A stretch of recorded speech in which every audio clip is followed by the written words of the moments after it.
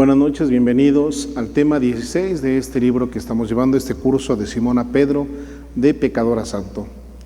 El día de hoy vamos a escuchar y a meditar en este capítulo cuando Jesús le pregunta a Pedro: Pedro, ¿me amas?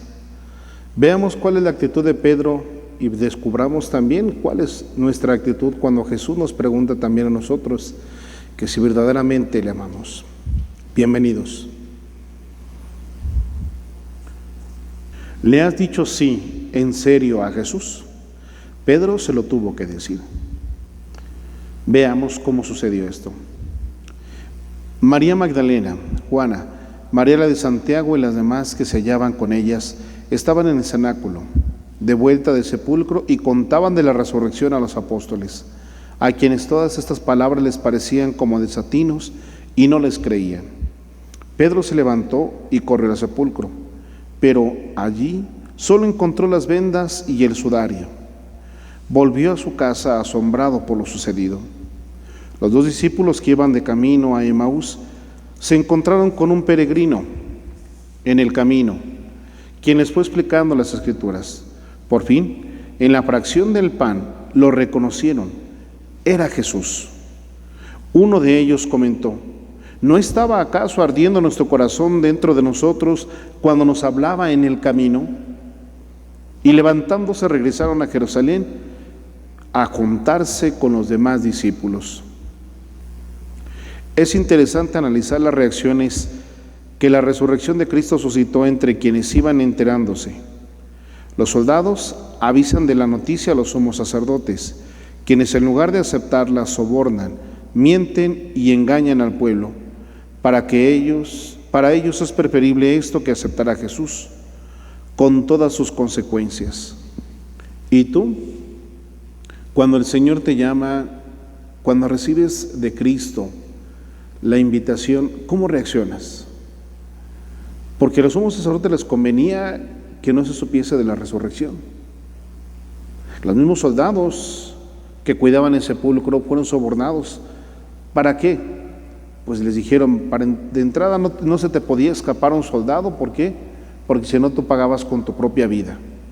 Entonces el soldado dio testimonio de que los habían robado, y a lo mejor así lograba salvarse. Es decir, ahí había muchos intereses. Y eso también nos pasa a nosotros cuando hablamos acerca de la resurrección, cuando hablamos acerca de nuestra vida de fe.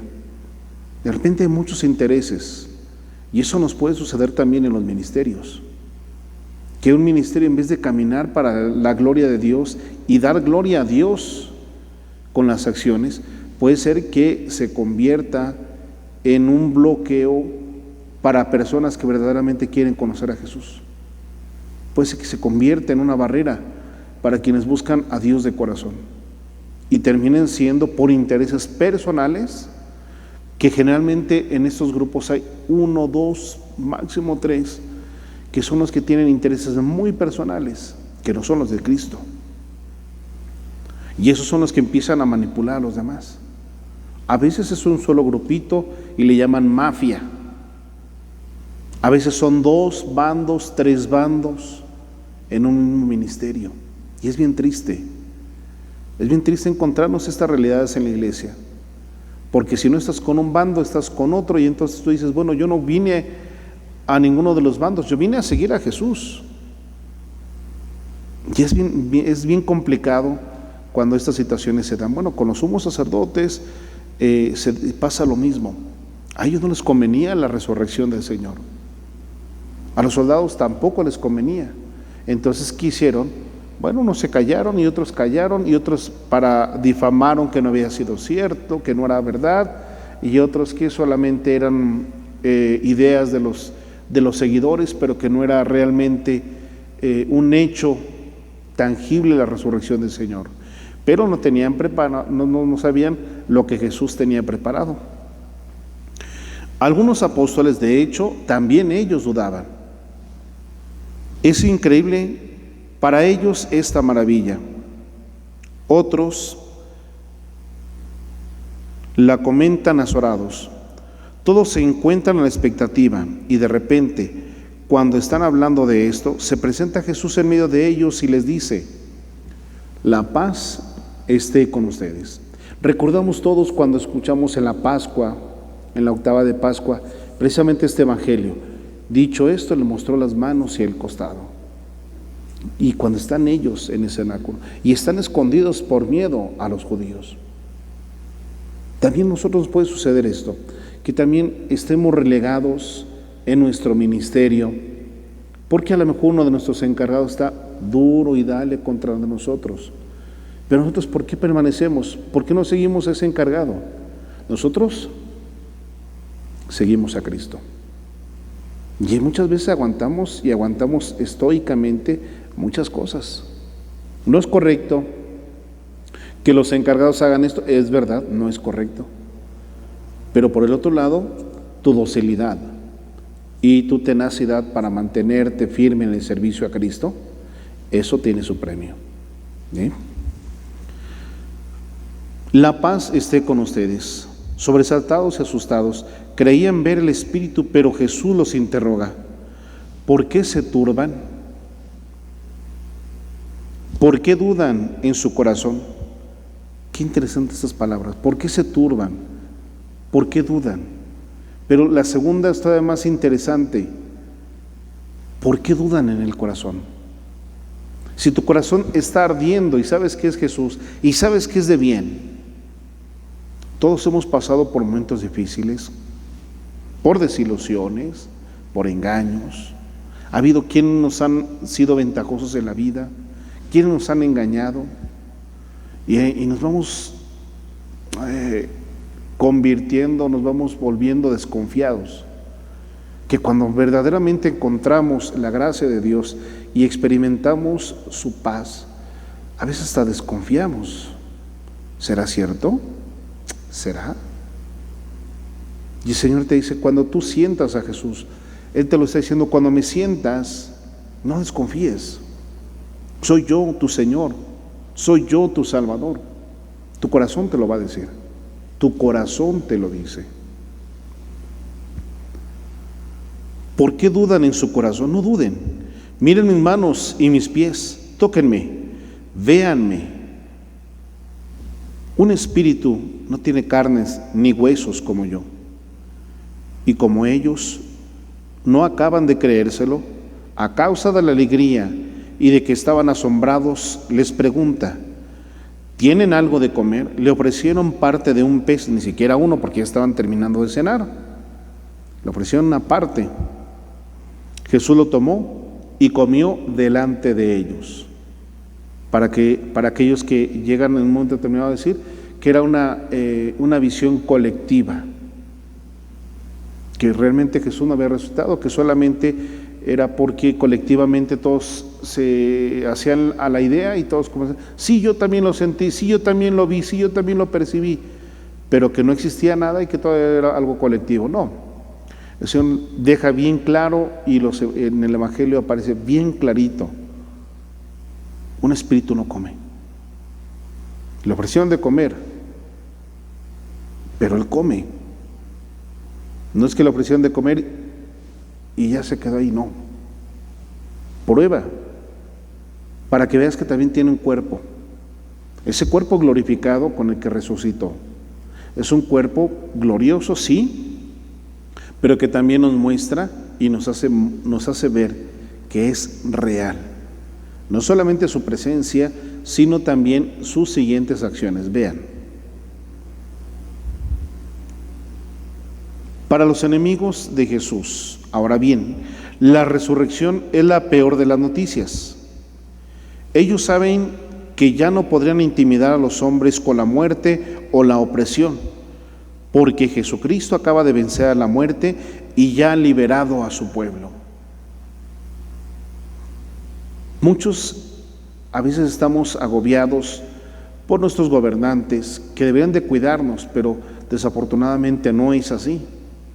Muchos otros estamos también al cargo de alguien más, y en vez de sentirnos apoyados, respaldados o con crecimiento, nos sentimos azorados, nos sentimos continuamente doblegados. Pero a veces estas mismas personas que en vez de entender que la gracia que han recibido es para guiar al pueblo de Dios, o es para guiar a una sociedad, o es para guiar a un pueblo, no lo entendemos. ¿Y qué hacemos? Nos sentimos los dueños de ese ministerio, de ese grupo, de esa parroquia, de ese pueblo de Dios. Entonces dice el Señor Jesús, cuando la resurrección viene a liberar tu corazón del miedo a la muerte, del miedo al que viene el día de mañana, cuando te viene a dar paz en el corazón, ciertamente quedas liberado de muchas cosas. Y es obvio, al que tiene esa obsesión o ese comportamiento, esas tendencias a ser opresor, a ser dictador,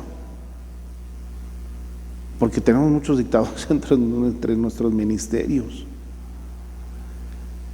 Quien se siente inmediatamente dice, no, es que, y es capaz hasta de tomar el mismo evangelio para hacer que tú te sientas oprimido. Bueno, sí, la verdadera libertad de los hijos de Dios, pero entendido bajo la autoridad mía, porque cuando Dios te va liberando el corazón, cuando el Espíritu de Dios abre tu mente y tú recibes a Jesús en tu corazón, comienzas a leer la vida, comienzas a leer tu ministerio y tu actuar desde otra perspectiva. Dejas de actuar para darle gusto al párroco, dejas de actuar para darle gusto a tu encargado. Lo haces porque sabes que tu ministerio está sirviendo a Dios, que Él fue quien te invitó, que Él fue el quien te trajo aquí, que a Él es el que tú le estás sirviendo y le estás dando gloria con tu servicio.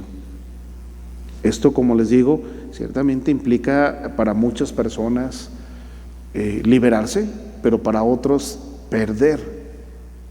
aparentemente perder un poder que nunca les correspondió. ¿Sí? Por eso engañan, para que no se conozca la noticia y ellos pierdan su poder. En cambio, vamos a ver, los amigos de Jesús primero experimentan asombro, incredulidad, alegría, calor en el corazón, y todo gracias a Jesús. Sus inteligencias se abren a la verdad, ya empiezan a comprender el sentido del reino. Hablamos del reino de los cielos, por supuesto. La verdad profunda de Jesús, Señor y Salvador, y esta verdad, quieran o no quieran, se impone. Y quienes de nosotros lo hemos experimentado, sabemos y se nos nota. Aquí el desafío es permanecer en esa alegría que te da la resurrección del Señor, porque puede ser que hayas tenido ese encuentro con Jesús, pero también es un regalo que tienes que cuidar. Esa vida de gracia también la tienes que cuidar. Quiero pensar, ahorita vamos a ir con Tomás, pero quiero pensar en muchos de nosotros que, vamos a pensar en varios hermanos que tienen cuantas cualidades y son los que más se hacen de rogar para ayudar. Y a veces no tienen nada que hacer en casa y pueden venir a apoyar. Pero si no le ruegas bien y bonito, no vienen.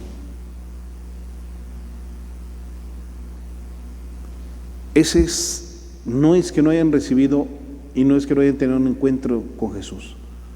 Es que muchas veces también a nosotros nos pasa. Nos dormimos a nuestros laureles y a veces ese encuentro con el Señor lo vamos perdiendo. Es fácil querer regresar al antiguo yo, al antiguo pecado. Y ese yo y ese antiguo pecado y esa antigua situación que tenía, pues ciertamente en ella no estaba Jesús. Y cuando yo quiero y añoro esa situación anterior, pues ciertamente vuelvo a descartar a Jesús. Y nos puede pasar. Cuidado con ello, ¿eh? Vamos ahora con Tomás. Así Tomás, después de sus dudas, puede caer de rodillas diciendo por primera vez, Señor mío y Dios mío. Al ver a Jesús resucitado, los apóstoles reafirman su esperanza en todas sus palabras. Ahora saben que su palabra es verdad y que hay que seguirlo, cueste lo que cueste. Y cuando Jesús le dice que va a enviar sobre ellos la promesa del Padre, saben que habrá que esperar, que su vida ya no podrá ser lo mismo de antes. Hay que saber esperar. Todos, en el tiempo de Dios, todos tenemos nuestro momento. Todos. Hay que saber esperarlo. Y cuando lleguen tus momentos, disfrútalos. Cuando preparamos con los hermanos lectores en alguna ocasión, lo decíamos, disfruta tu lectura. Es verdad, pararse a predicar la palabra de Dios, pararse a proclamar la palabra de Dios, no es fácil. No es fácil. Cuando te has tenido que poner delante de la comunidad, pararte delante de la comunidad, te das cuenta que no, los pies empiezan a temblar y ya tenías tu lectura y se te enredan las letras y pareciera que te están moviendo y te da un poco de pánico escénico hasta que te dicen, no, cuando leas, disfruta la palabra de Dios, disfrútalo, porque también tenemos a quienes en un momento determinado se quejan diciendo, no, ya me tocó una vez, porque otra vez, a mí nada más. Oye, tienes un privilegio de proclamar la palabra de Dios. Y si por desgracia un día no puedes hacerlo, entonces entenderás ese privilegio. Dice un proverbio, nadie sabe lo que tiene hasta que lo ve perdido. Y eso es lo que Jesús dice, me habían perdido sí y no, porque resucité. Pero me tengo que ir, ¿para qué? Para que venga el Espíritu Santo. Y cuando venga el Espíritu Santo, su vida nuevamente volverá a cambiar. Cambió cuando conocieron a Jesús.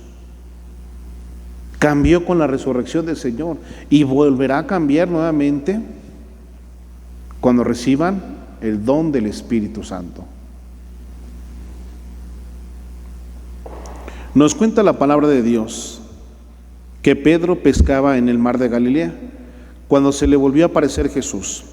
Leamos el relato de San Juan en el capítulo 21, versos del 1 al 23. Y de ahí, ya que lo hagamos en casita, nos vamos a dar cuenta de algunas cosas que llaman la atención. Primero, Adán peca y queda desnudo delante del Señor.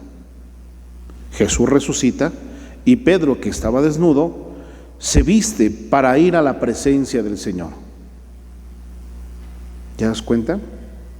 Lo que un hombre cometió en el pecado y por el cual nosotros fuimos, fueron expulsados, nuestros primeros padres fueron expulsados del paraíso.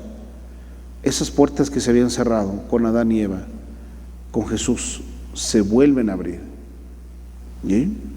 Jesús le dice, bueno, ese hombre que se había desnudado de la gracia, Jesús vuelve a vestir al hombre de la gracia de Dios. Dice el primer punto. Segundo, Jesús les dice, echen las redes a la derecha.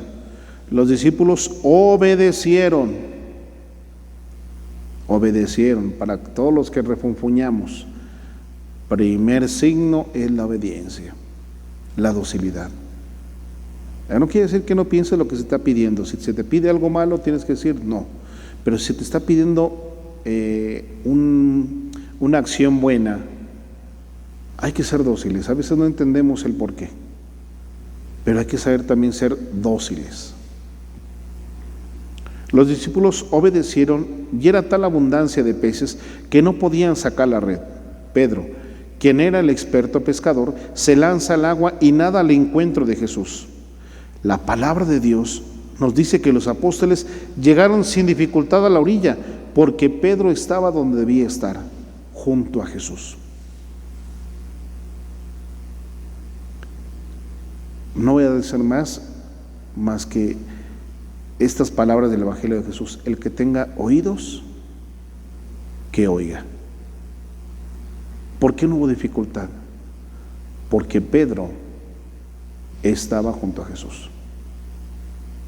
Estaba donde tenía que estar. Estaba con quien tenía que estar. Y todo lo demás comienza a facilitarse. La pesca representa a la iglesia, en cuyo seno se acogerán toda clase de personas, y ciertamente, si Pedro no está con Jesús, las redes pueden romperse. ¿Me amas, Pedro? Pedro va junto a Jesús. Había esperado tanto el momento de ver a Jesús, de estar con Él, que allí en la presencia del Señor no hace otra cosa más que mirarlo, seguir sus instrucciones. Acaba de recoger las redes donde han pescado peces de todos tipos. Él ha terminado el trabajo. Llega a Jesús y come con Jesús. Estaba esperando la oportunidad de pedirle perdón. Todavía no le ha pedido perdón de las veces que negó, de las veces que lo negó. Y está esperando la oportunidad, está allí. El mismo hecho de estar con Él y acercarse a Él, ¿acaso decíamos hace un par de capítulos, acaso no es al mismo tiempo buscar a Jesús? ¿Sí? ¿Qué pasaría en ese encuentro en el corazón de Pedro? No lo sabemos. ¿Con cuántos deseos de hablar con el Señor debe haber estado ese corazón amoroso? Pero es Jesús quien toma nuevamente la iniciativa. Yo creo que no lo sabemos, pero sí lo hemos experimentado. Cuando lo hemos regado bien y bonito y recibes el perdón de Dios, sabe uno lo que se había alejado. Te das cuenta lo que estabas a punto de perder. Y es cuando el corazón te arde, como describía hace unas letras atrás. ¿Sí? Se hincha el corazón, se alegra. Ahí está una cierta taquicardia ahí de emoción. Y eso es bien importante. ¿Por qué? Porque muestra tu sinceridad de corazón. Claro, quienes no quieren buscar a Dios, quienes no quieren buscar a Jesús, esto pues podrá parecer palabras muy románticas, pero que no tienen un sustento real. En cambio, para nosotros que le hemos experimentado, sin duda alguna es el fundamento. Y vaya que hay algunos hermanos que por situaciones que no nos corresponde a nosotros ni saber ni juzgar, no pueden acercarse a comulgar, por ejemplo. ¿Y cuánto desearían poder volver a comulgar? ¿Sí? Entonces, cuando vuelvas a tener alguna de estas situaciones, espero que no, porque implicaría que te alejes de Dios o que estuvieras alejado de Dios. Pero si llegas a tener esta situación o a vivirla, disfruta el momento de volverte a reconciliar con Dios. Y ojo, no estoy diciendo que busquemos la ocasión de alejarnos de Dios, no. Pero si por desgracia se da, cuando regreses, disfruta esos brazos de Dios, disfruta esa mano de Jesús que te dice: levántate y vamos a seguir, y vamos a continuar. ¿Sí? Jesús le facilita la tarea a Pedro.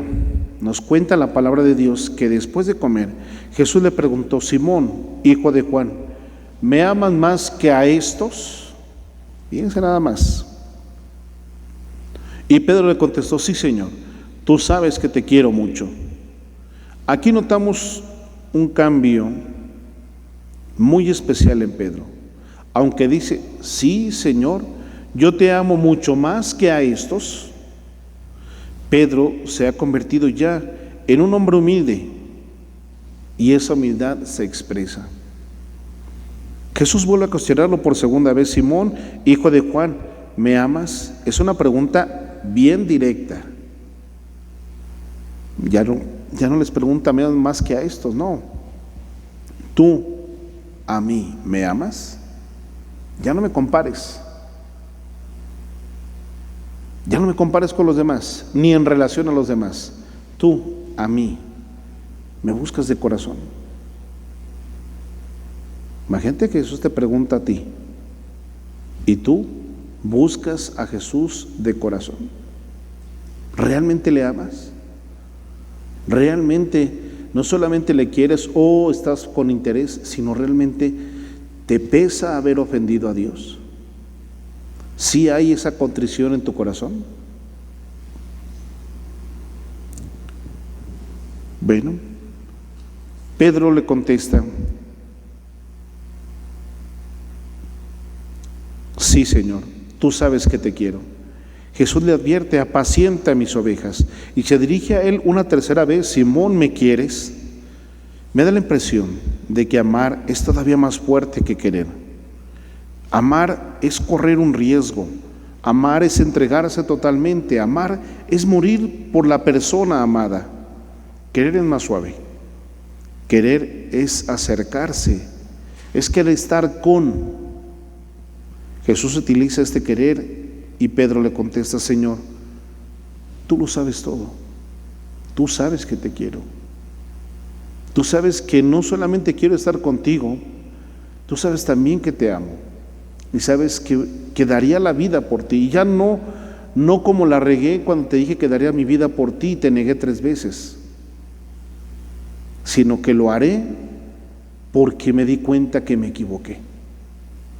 Y que para mí fue bien fácil decir, daría la vida por ti, y cuando vino la prueba no lo hice. Señor, aprendo de ese error y estoy dispuesto ahora sí. Jesús lo intuye, Jesús se da cuenta, Jesús conoce el corazón de Pedro, más que intuirlo, conoce el corazón de Pedro. Y es entonces cuando le dice: apacienta mis corderos. Por eso los exégetas nos hablan, nos cuentan que es una manera de responder a las 3 negaciones. Esas 3 veces en las que se equivocó Pedro. Por eso las 3 preguntas de Jesús, para reparar. Y no porque Jesús estuviera más ofendido. Jesús había perdonado a Pedro, como ya lo vimos anteriormente. Pero era Pedro quien necesitaba escuchar ese perdón. Era el corazón de Pedro el que necesitaba de Jesús.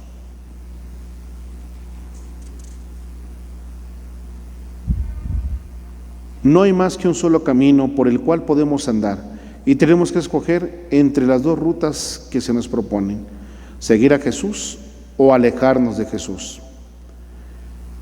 Esto es muy interesante, estas 2 rutas, porque hay que distinguir. Miren, muchas veces encontramos en la vida, y va a haber muchas personas, a veces hasta pastores o pseudopastores, y nos dice también el Apocalipsis, nos dice Jesús: muchos vendrán de aquí y de allá diciendo, aquí es el fin, acá es el fin, no les hagan caso. Nos dice la palabra de Dios que tengamos mucho cuidado con aquellos que nos dicen: si no estás conmigo, estás contra de mí. No hay que tomar las palabras del Evangelio para justificar cosas que no son del Evangelio. Y eso, hermanas, hermanos, tengamos mucho cuidado, porque hoy día se da mucho para la manipulación. Cuando me conviene tomo la palabra de Dios, aunque no sea un ámbito católico, aunque no sea un ámbito de enseñanza, aunque no sea para una catequesis, no. Eso está mal, está muy mal, y tenemos que aprender a distinguir. ¿Por qué? Porque esta radicalidad es única y exclusivamente para Jesús. O estás con Jesús, estás con el Señor, le dices que sí a la salvación, o le dices que no. No se trata de estar apoyando un grupo, no se trata de estar apoyando un movimiento, no. Aquí nos habla, y hay que entenderlo en su contexto. Estar con Jesús es decirle sí a la salvación. Estar en contra de Jesús es decirle no al plan de salvación, es decirle no a la salvación. Entendámoslo y no saquemos esto de contexto. Sobre todo encargados, por favor, les pido esto. Nuevamente permítame retomar por aquellos que de repente empiezan a formar sus grupitos, o si en tu ministerio se da alguno de esos grupos, hay que parar eso. No, eso no es de Dios. Eso no es de Dios, y usurpar la palabra de Dios es más grave todavía. ¿Ok? Pedro comprendió así que no podría gritar fuerte después de su pecado. Comprendió que después de negar a Cristo era difícil aseverar su amor. Sin embargo, estaba dispuesto a decirle que sí a Jesús. Sí, Señor, sí te amo, sí te seguiré, sí, Señor, soy tuyo y solamente tuyo. Pedro se sentía triste de que le hubiera preguntado 3 veces, pero él sabía cuál era su respuesta y sabía que encontraría siempre el amor de Cristo. Este pasaje nos debe enseñar 2 lecciones fundamentales. Atención, en nuestros días, en nuestra vida diaria, muchas veces negamos a Cristo. Muchas veces nos equivocamos, pecamos y tenemos que volver delante del Señor para enfrentarnos con nosotros mismos y tomar una determinación, para tomar una decisión que nos defina. ¿Somos o no somos de Cristo? Eso es constante para nuestra vida de catequesis. Eso es muy común que lo vamos a encontrar. En muchas ocasiones se les va a presentar esto. O continúas con Dios, o viene la tentación, vienen propuestas que en un momento determinado quieren alejarte de Dios y de tu crecimiento espiritual. Y tú tienes que tener la capacidad, sobre todo esa fe firme, de decirle al Señor: Señor, yo no me presto a cosas que no están bien y que no son lo que tú quieres para mí. Y entonces, quien te lo proponga, si no es de Dios, tú tienes que con todo el valor decir: yo soy de Cristo. Esto se le presentó. ¿Se acuerdan cuando Pablo dice: yo soy de Apolo, yo soy de Pablo? Dice: no digan que si eres de Apolo o que si eres de Pablo, eres de Cristo, y Cristo es de Dios. ¿Sí? Entonces tengamos también nosotros, como Pedro, ese conocimiento, y aprendamos también de él, que es capaz de decirle a los demás: en adelante me equivoqué, pero aprendí. Me caí, dejé a mi amigo, dejé a mi maestro, dejé a mi Señor, y fue tan duro que lo aprendí bien. ¿Sí? Jesús mismo exige de cada uno de nosotros que nos definamos: ¿somos de Cristo o no somos de Cristo?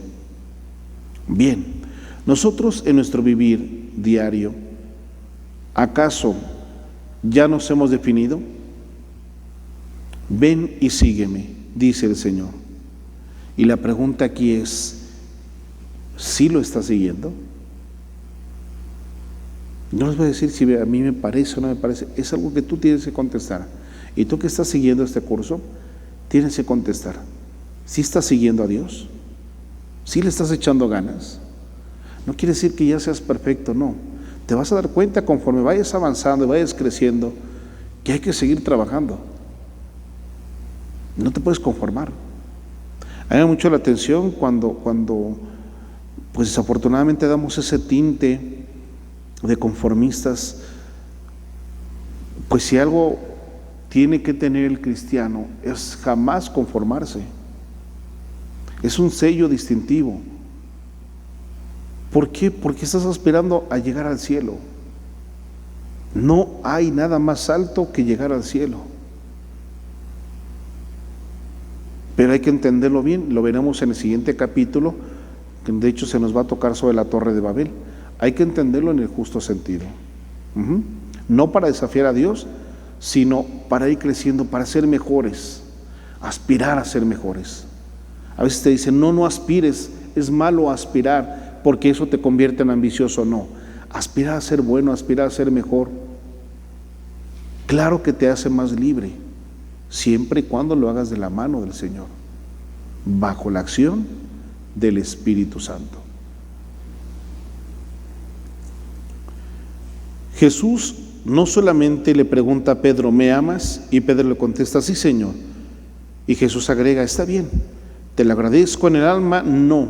Jesús le da una tarea concreta. ¿Me amas? Apacienta mi rebaño. ¿Me amas? Cuida mis ovejas. ¿Me amas? Dale de comer a los míos.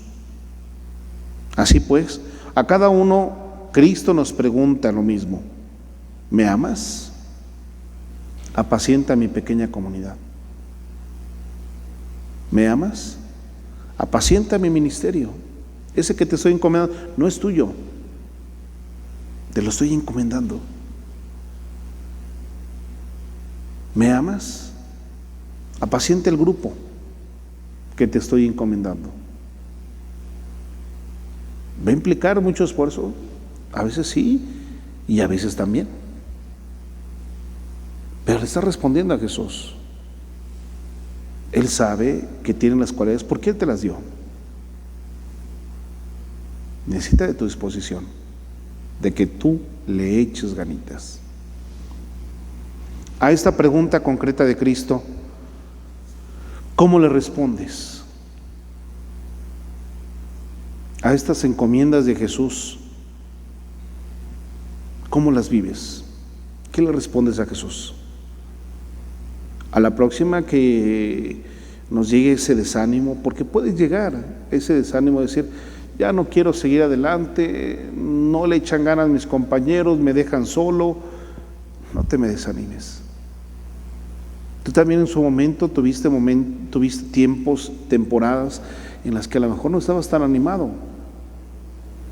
Pero el ejemplo de alguien, para empezar de Cristo, el de los santos, el de María Santísima, sin duda alguna te mantuvo firme. Entonces, cuando tú veas a tus hermanos flaquear, busca la manera de darles tu testimonio. A veces no es que estén flaqueando, a veces también es parte de ese proceso de crecer en la fe. Tú, si ya has pasado por ese escalón de la fe, y a lo mejor estás 1 o 2 escaloncitos, no es para que le digas, mira, de acá arriba se ve más bonito, no. Es para que sepa regresar y le digas, oye, ven, yo te ayudo y subamos al siguiente escalón. Bien, las preguntas para esta semana son: ¿cómo vives tu compromiso con Jesús en la comunidad, en tu familia y contigo mismo? Y la reflexión en casa: ¿eres de Cristo o no eres de Cristo? ¿Te has definido? Contéstate y reflexiona.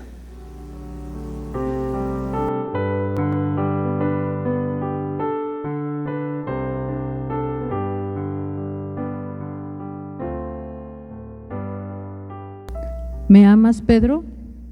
En la tercera manifestación de Jesús, después de haber resucitado, enfrenta a Pedro con una solución definitiva. Los acontecimientos tristes y dolorosos habían quedado atrás, pero Pedro aún sentía en su corazón la tristeza de su debilidad, de su negación. Imaginó que el apóstol debió sentirse cohibido delante del Maestro resucitado, pues aunque había experimentado su perdón a través de aquella dulcísima mirada en el canto del gallo, como humano, aún no sanaba de sus dolorosos recuerdos. Por eso Jesús, todo amor y misericordia, escenificó este hecho consolador. Él sabía del amor del discípulo, pero quería que se lo dijera para borrar de su mente y de su corazón cualquier sentimiento de culpa. Y lo pone en grado de primacía. ¿Me amas más que estos? Si contestaba que sí, estaba aceptando una enorme responsabilidad, porque su entrega debía ser superior a la de los demás. Y esta vez Pedro no vaciló. Señor, tú sabes que te quiero.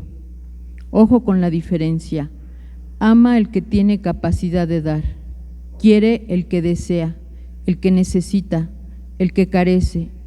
El Señor ama a Pedro. Éste necesita, desea, quiere al Señor, pero al mismo tiempo está confesando humildemente que necesita y quiere al Señor. Y cuando con la mente y con el corazón le confiesa su necesidad de Dios, cuando acepta a Jesús en su vida plenamente, cuando lo recibe como su único Salvador, el Señor Jesús le otorga el más preciado galardón, la primacía en la naciente Iglesia. Los ecos de la voz dulcísima de Jesús a través del tiempo y la distancia rebotan también en mis oídos. ¿Me amas? Y aquí mi gran responsabilidad. Si le contesto al Señor que sí, debo aceptar que amar al Señor es amarme a mí mismo como criatura de Dios. Y esto lleva muchas consecuencias. No es tan fácil como parece, pero lo estoy haciendo y por eso trato de cambiar en mi condición física y en mi condición espiritual. Debo amar a mi familia. Bien, ese es para mí un gran tropiezo. De mi familia he recibido más ingratitud e indiferencia que amor y cariño. Y aquí está el gran reto. Amar a quien me ama es fácil. Amar a quien no me aprecia debe ser mi meta. Lo estoy haciendo, aunque es difícil el esfuerzo. Amar a mi comunidad. Creí estarlo haciendo y hasta renunciaba a cosas que para mí eran no solo importantes, sino a veces necesarias.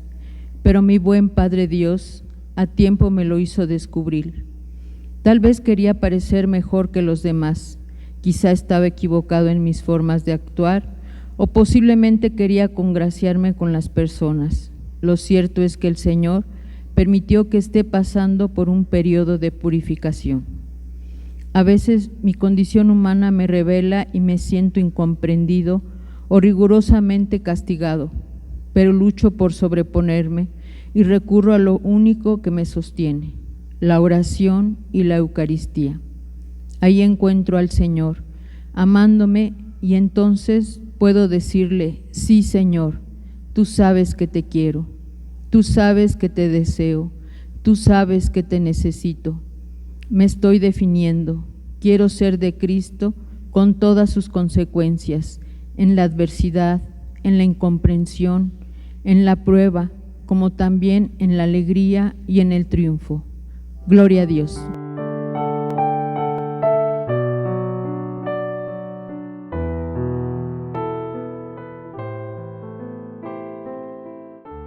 Señor, tú lo sabes todo, tú sabes que te amo. Cuántas veces te lo he dicho, Señor, soy tuya, haz de mí lo que tú quieras. Y parece que cada vez que te lo digo, el viejo yo empieza a hacer ruido, tratando de hacerse oír. ¿Y cómo sufro, Señor, en esa lucha interna que se está librando en el interior? ¿Por qué será? Yo sé que es una lucha inútil, que no tiene razón de ser, porque siempre me vences con tu amor, y por ello te alabo y te bendigo. Esas pequeñas faltas que no las evito, esos pequeños actos de virtud, esas pequeñas humillaciones, esos pequeños actos de caridad fraterna, que a veces no las practico por pequeños pasados inadvertidos, sin pensar que esas pequeñeces traen sonrisas a tu rostro. Perdóname, Señor, porque así digo que amo.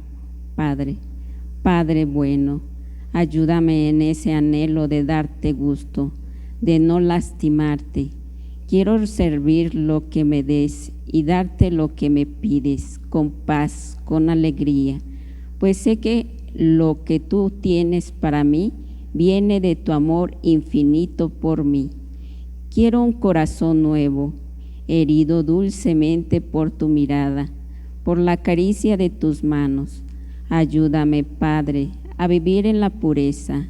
Imprégname de la tuya para amarte como solo tú, Señor, mi Señor, eres digno de ser amado.